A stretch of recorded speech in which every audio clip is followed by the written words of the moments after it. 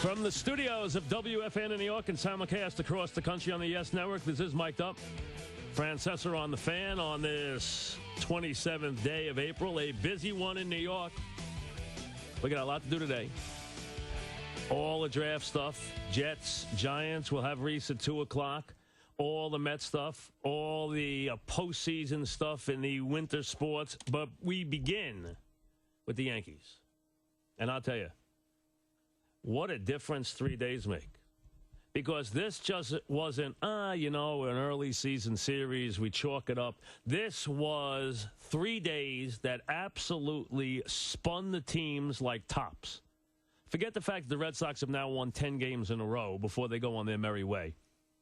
What happened here was the Yankees got beat up, they got embarrassed, they got mortified, and they wound up losing people right and left to where their pitching staff is an utter disaster right now as they get ready to go on the road. And remember, a week from now, 1 week from today, we will be at Yankee Stadium, and the Red Sox will be in town. And it better not be a love-in like it was the last couple of days, because this was as bad as it gets. And it showed you everything about these two franchises. The Red Sox are smarter than the Yankees. The Red Sox do things better than the Yankees. The Red Sox have a better plan from the front office on down than the Yankees. And the Red Sox are a little bit lucky. But you know what? Luck, it has often been said, is the residue of design. But the Red Sox are also a little lucky. Why? Because they wanted A-Rod, and that would have changed their whole team. They wanted Teixeira this year, and instead didn't get him and wound up only spending $14 million in the offseason, while the Yankees wound up spending $400+ million. And when Theo went and got lost for a couple of weeks, the Red Sox made the trade that he said never would he have made, and it was the trade that brought Beckett and Lowell to the Red Sox, and it won the Red Sox a World Series. Plus, Schilling tried to come to the Yankees before he went to the Red Sox, tried hard, called here, and asked if he wanted to talk to the Yankees before he talked to them. So Schilling and the bloody sock could have been a Yankee. But everything has gone right for the Red Sox. But here's where the luck parts, because they've done everything right. They've rebuilt their team since 2004, and the Yankees have not. And it was never on display more than last night. See, game number 1 was bad. All right. But all you can do is set up game number 1 to be exactly what it was. Mariano in the 9th and out away from a win. And for some reason, the Red Sox, because they're good, and it used to be Manny and Garcia-Parra, and now it is Bay, and they continue to haunt Mariano Rivera. And that was a devastating, we all know you can't get on, and I can't get on Mariano Rivera, but that was a devastating inning. And then Marte de Euclid, who's the best player in the American League, and we know good night the lights. But that's not the worst of it.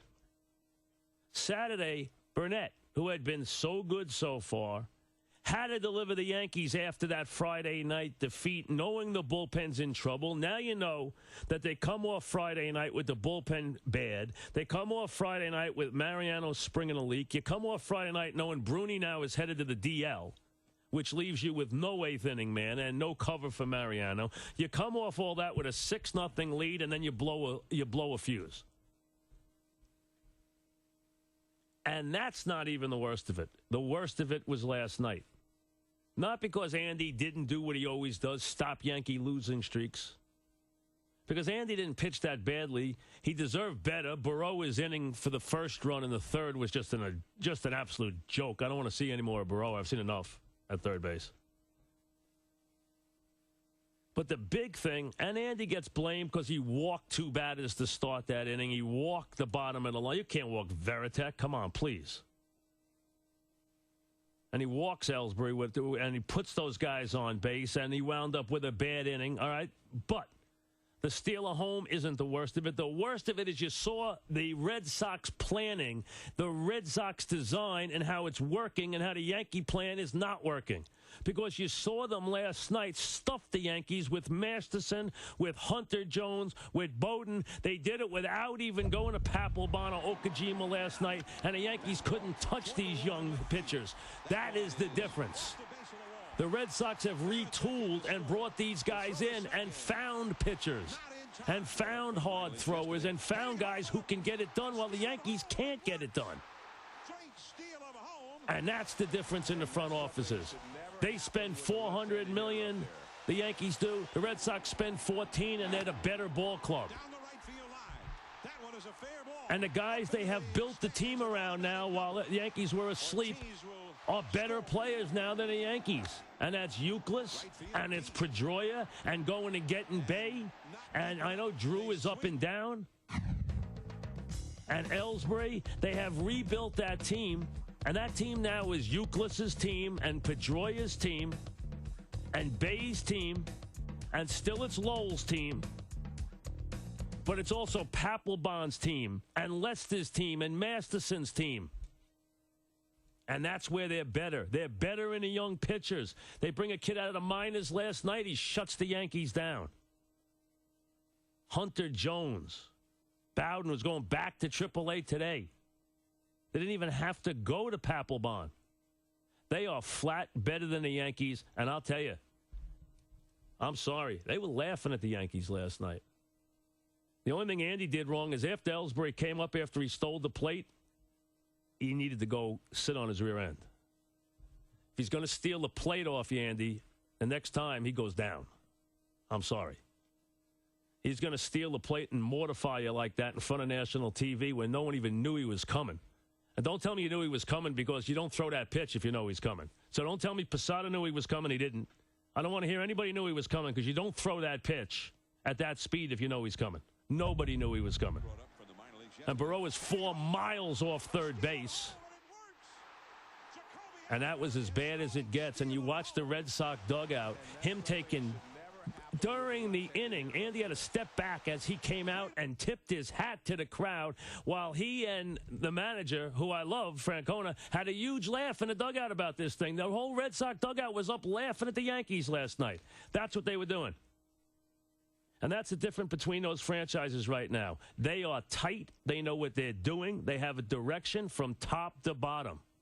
They're better than the Yankees everywhere. They're better than them in the front office. They're better than them at the manager's spot. They're better than them on the mound. They're better than them at guys like Euclid. Yankees don't have Euclid. Yankees don't have Euclid.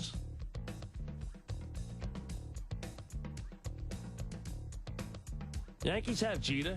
And I understand how good he is and how tough he is in a big spot. I understand that. And I don't know what the share is yet. We'll see.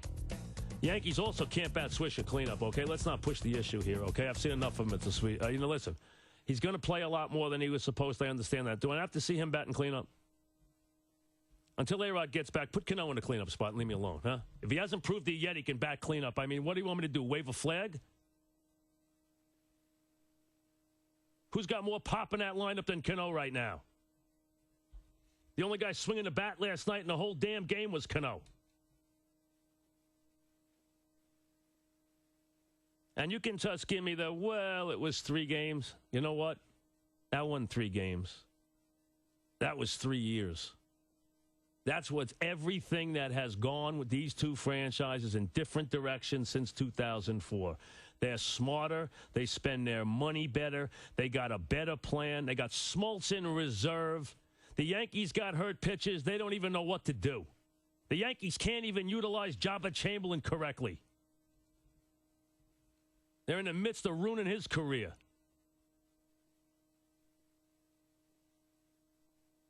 They got a plan from start to finish. They've developed young players under the Yankees' noses, and last night you saw it in a bundleful.